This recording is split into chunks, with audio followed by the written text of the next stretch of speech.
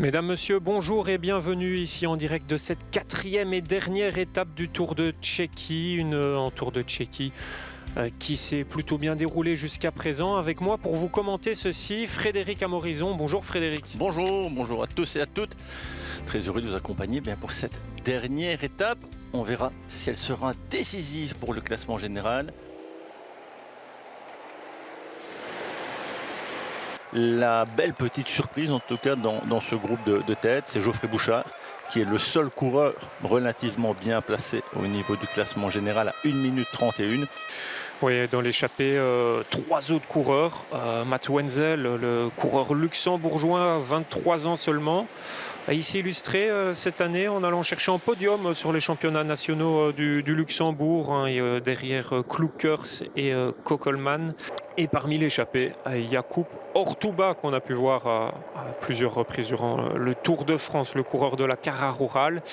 À l'arrière, à 40 km de l'arrivée, un peu comme tout au long de l'étape, l'équipe Net Company Ineos qui roule pour tout simplement contrôler l'écart et pour protéger leur leader Andrew Auguste.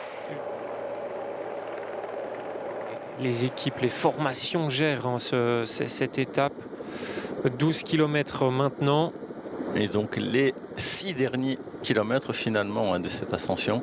On en est quasiment là puisqu'on est sur 8 au départ. Mais vraiment avec de la pente, c'est 6 km.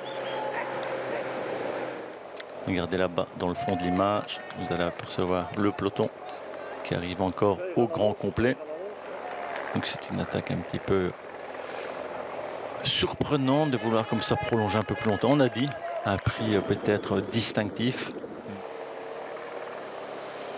Bouchard qui dépose Wenzel. Et Geoffrey Bouchard repris. On sait qu'il a une cadence un petit peu plus importante. Fontchelou qui roule plus en souplesse que Andrew Auguste et bien plus en souplesse que Pozzovivo. Toujours avec son style très particulier. Pozzovivo, petit format. Et vous voyez que c'est vraiment une très très belle ascension en route étroite. Ces pourcentages toujours 7 ou 8%, 9% dans les bois. Alors que Bonneux s'accroche ici dans ce groupe. Et Jan Hirt est toujours là, visiblement. Mais on pioche du côté du coureur tchèque. Le rythme est très très élevé. Et Breuillard aussi toujours là. C'est le top 10 qui se joue entre ces coureurs. On a également Pekaleva, la formation ATT Invest. Encore un tchèque qui surprend d'accompagner le premier groupe. Et on est passé à la flamme rouge.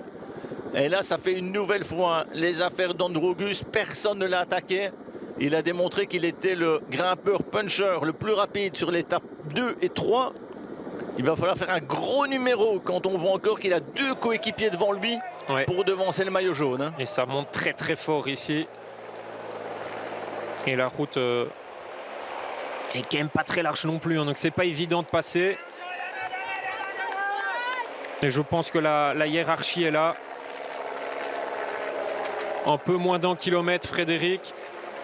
Et le général qui va être connu d'ici quelques secondes.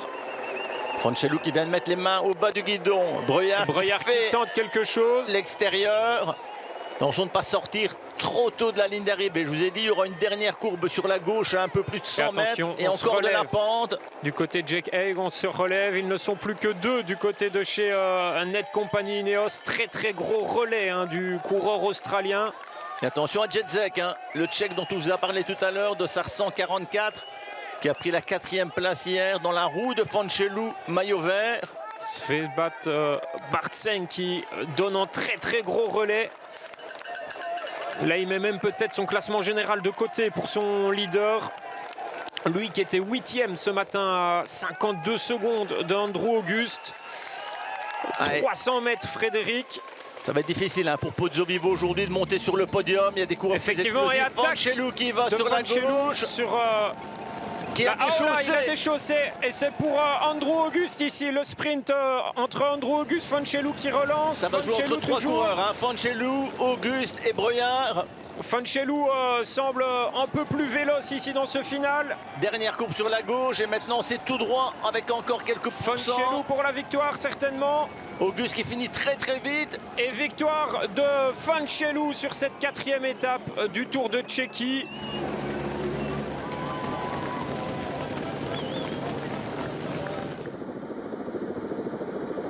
Voilà le top 10 que je vais vous laisser énoncer. Ouais, en première position, Alessandro Fanchelou, suivi d'Andrew Auguste, Nicolas Breuillard. Donc ça, c'est pour le podium.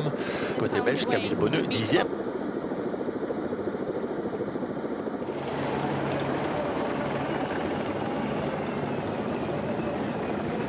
Le classement général final. Aucun changement sur ce qui est le plus important, c'est le podium. Auguste avec 7 secondes sur Fanchelou, 40 secondes sur Domenico Pozzovivo.